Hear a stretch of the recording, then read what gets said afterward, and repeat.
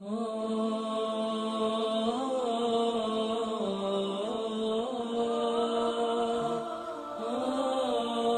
حق کا نام ہے، تیرے دل میں ہے علی، ہاں کوئی حق تو نہیں دبایا، کسی یتیم کا مال تو نہیں کھایا، کسی کے پیسے تو نہیں دینے تجھ کو۔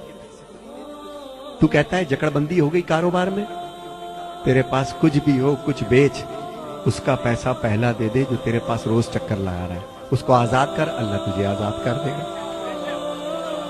کیو ٹی وی پہ لکھا ہوا تھا جناب، ایک جملہ لکھا ہوا شکیل بخاری صاحب، لکھا تھا ایک صاحب تھے کہ باہر نکلتا ہوں، کبھی کوئی خوف میں رکھتا ہے، کبھی بل خوف میں رکھتے ہیں، کبھی ٹیکس خوف میں رکھتا ہے، کبھی فلاں چیز خوف میں رکھتی ہے، کبھی یہ چیز خوف میں رکھتی ہے، کبھی کاروبار میں بدماش چلے آتے ہیں۔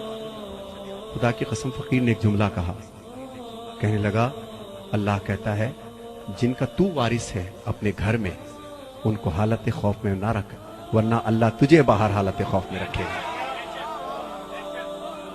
خدا کی قسم یہ میں معجزہ دے رہا ہوں گھر میں جانا اپنے جو جسٹ میرڈ ہیں، جن کی بیویاں ہیں، آج مولا علی کی محفل کے صدقے میں جو مولا علی کا پیغام ہے وہ دینا چاہتا ہوں میں۔ تم گھر جانا اور اپنی زوجہ سے صرف ایک لفظ کہنا کہ اگر کبھی تجھے زندگی میں میری کوئی بات بری لگی ہو تو آج بی بی فاطمہ الزہرا سلام اللہ علیہ کے صدقے میں مجھے معاف کر دے، اور میں کوشش کروں گا کہ میں غصہ نہ کروں تاکہ باہر والے مجھ پہ غصہ نہ کریں۔ کل کا سورج نکلے اس سید کی زبان یاد رکھنا، دنیا مہربان ہو جائے گی حق پر، خوف ہٹ جائیں گے دل سے۔ جن کا تو وارث ہے ان کو حالت خوف میں رکھے گا تو جو تیرا وارث ہے تجھ کو ہلکا سا ٹچ تو دے گا نا، پھر بھی وہ بڑا رحیم ہے، پھر بھی بڑا رحمان و رحیم ہے۔ اور جو میرے بچے یہاں بیٹھے ہیں، بہت دور دور سے چھوٹے چھوٹے بچے آئے ہیں، اچھا کیا لینے آئے ہو؟ خیبر سننے؟ مولوی صاحب سنائیں گے۔ خندق سننے؟ وہ بھی مولوی صاحب سنائیں گے تم کو۔ میں تو بیٹا یہ بتا رہا ہوں کہ تمہارے باپ کے بال اب سفید ہونا شروع ہو گئے، چشمہ لگ گیا ہے بیٹا، تمہارا اسکول نہ جانا ان کے کلیجے کو کاٹ دیتا ہے، تمہارا کاروبار میں دلچسپی نہ لینا جو اتنی تنکا تنکا کر کے تمہارے باپ نے ایک سواری بنائی ہے، تم دیکھتے نہیں ہو کہ گھنٹوں یہ اکیلا بیٹھا کیا سوچتا رہتا ہے؟ تم سمجھتے ہو ٹی وی دیکھ رہا ہے، خدا کی قسم ٹی وی نہیں دیکھ رہا ہوتا، یہ یہی سوچ رہا ہوتا ہے کہ پتہ نہیں ہم میرے یہ 3 بیٹے ہیں 2 بیٹے ہیں، اللہ میرے کاروبار کو سنبھال لے، میری عزت کو سنبھال لے۔ تو میرے بچوں جہاں جہاں مولا علی کہ اس میں تم لوگ آئے ہو، وفادار ہو جاؤ اپنے ماں باپ کے، اس سے پہلے کہ وقت تمہارا گزر جائے، اس سے پہلے کہ تمہاری اولاد ہو جائے۔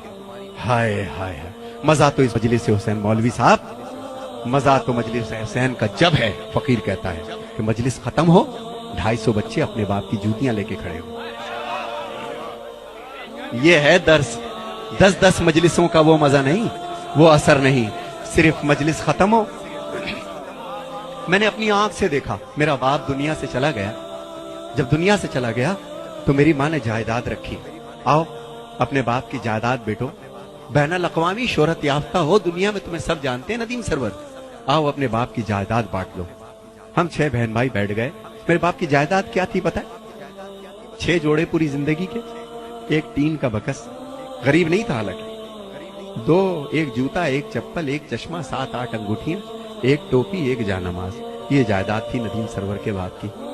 مگر اسی ندیم سرور کے باپ کو ایک دفعہ میں نے دیکھا، بتاتے کسی کو نہیں تھے کہ میں باپ ہوں ندیم سرور کا، اتنے سادہ تھے، رش میں کچل گئے، چشمہ وہ جا کے پڑا، کسی نے پیچھے سے اٹھا رہے تھے، کسی نے دھکا دیا، پیشانی زخمی ہو گئی، میں تڑپ گیا، خدا کے قسم تڑپ کے گیا ابا۔ میں نے کہا ابو یہ کیا ہو گیا؟ ارے نہیں میرا بچہ، ہائے ہائے، جس نے مجھے چلنا سکھایا، جس نے مجھے بولنا سکھایا، جس نے میری ناپاکی کو برداشت کیا، 10 بار میرے سوال کے جواب کو دیا، یہی تمہارے باپ جو بیٹھے ہیں، انہوں نے تمہیں چلنا سکھایا میرے بچوں، انہوں نے تمہیں بولنا سکھایا۔ ماں کے اور باپ کے اب بدن میں وہ طاقت نہیں رہی، شادی ہو گئی تمہاری، اپنے کمرے میں جانے سے پہلے کم سے کم اگر تمہارے پاس وقت ہے تو 1 گھنٹہ اپنے ماں باپ کے پاس بیٹھو، یہ تمہارا انتظار کرتے ہیں، تم کچھ بھی کر لو یہ تمہارے لیے دعا کریں گے، دعا کریں گے۔ شادی ہو گئی، تم گھر میں آئے سیدھے اپنے کمرے میں، تمہیں نئی زندگی مل گئی، مگر وہ آنکھیں، ہائے ہائے، وہ آنکھیں کہ اوڑھتی خود تو بوسیدہ لباسوں کے کفن اور چاہتوں کے پیرہن تم کو پہناتی ہے ماں، ہائے ہائے ہائے ہائے، پہلے بچے کو کھلاتی ہے بڑے ہی شوق سے، بعد میں جو کچھ بچے وہ شوق سے کھاتی ہے ماں. اور پیار کہتے ہیں کسے اور مامتا کیا چیز ہے؟ کوئی ان بچوں سے پوچھے جن کی مر جاتی ہے ماں. خدا تمہارے ماں باپ کو قائم رکھے. میرے بچوں، چاہتے ہو تمہیں علی مل جائے؟ چاہتے ہو تمہیں حسین مل جائے؟ وہ بی بی سرکار حسین کی ماں ہے. کس کو چلا ہے من تو منانے؟ ہے تیرے پاس اتنا بڑا کردار کہ تو حسین کی ماں کو منا لے؟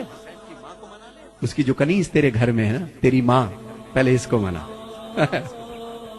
پہلے اس کو راضی کر، پھر تیری بی بی راضی ہوگی. خدا کی قسم اس علی کو منانے چلا ہے. ہائے ہائے، یہ غلام جو علی کا، جس نے تجھے چلنا بولنا سکھایا، پہلے اس کو سکھا. تو میرے بچوں، یہ مت سمجھنا تم جتنے یہاں بیٹھے ہو کہ تم چل رہے ہو پھر رہے ہو، تمہارے باپ بے وقوف ہے. نہیں، زندگی گزاری، سب جانتے ہیں کہ تمہارے تیز قدم کس چیز کی نشاندہی ہے. تمہارا اٹھنا بیٹھنا، کیا سوچ رہے ہو، کیا باتیں کرتے ہو، ان بچوں تمہارے ماں باپ کو سب پتا ہے. لیکن ان کو کبھی کبھی خوف ہو جاتا ہے کہ بچہ بڑا ہو چلا ہے، کہیں بدتمیزی نہ کر جائے. تو میرے بچوں، جنہوں نے تمہیں پال پوس کر کے جوان کیا ہے، آج اپنے باپ کا کاروبار دیکھو. اور وہ بچیاں جو اپنے بھر کے انتظار میں ہیں، میرا بیٹا، بیٹیوں جوان ہو رہی ہو، ایک بات ذہن میں یاد رکھنا کہ جو ماں باپ تمہاری زندگی کا فیصلہ کریں، وہ گویا بی بی فاطمہ الزہرا نے فیصلہ کیا تم لوگوں کا. اور میری بہنوں کے لیے ایک پیغام ہے. اے میری بہنوں، جب تک تمہارے سر ڈھکے ہیں اس وقت تک ہمارے سر اٹھے.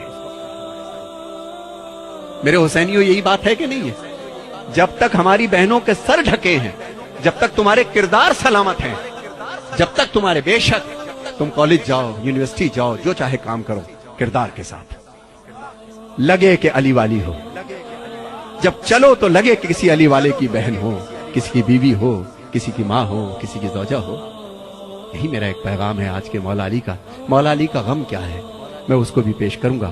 مگر میرے بچوں، جی اب جو میرے بچے یہاں بیٹھے ہیں، 2 شعر میں پڑھوں گا صرف تنہائی پر، کہ میرے بچوں، جتنی تمہاری تنہائی پاک ہوگی، جب تنہا ہوا کرو تو ایک چیز پڑھا کرو، سورہ الحمد کی تلاوت کیا کرو. کیا سورہ؟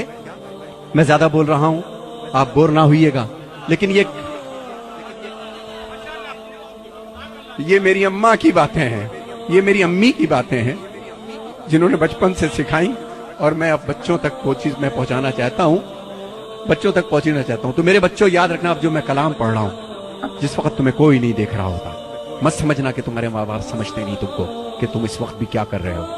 جب تم تنہا ہو تو اہدنا الصراط المستقیم، سورہ الحمد کی تلاوت کیا کرو. اور جو مومن و مومنات یہاں بیٹھے ہیں، جس ذہنی اور جسمانی پریشانی میں ہو، شب جمعہ میں یا کسی بھی رات میں، بعد نماز یا شب میں، وضو کر کے 70 مرتبہ سورہ الحمد پڑھیے بسم اللہ کے ساتھ. معصومین فرماتے ہیں کہ عجب نہیں ہے کہ مردہ زندہ ہو جائے. دوبارہ نہیں بتاؤں گا. اور ایک چیز، اگر کوئی بہت بڑی پریشانی ہے تو 10 تسبیح اللہ الصمد، اللہ الصمد، 3 صلوات پڑھ کے اللہ الصمد، اللہ الصمد، اللہ الصمد.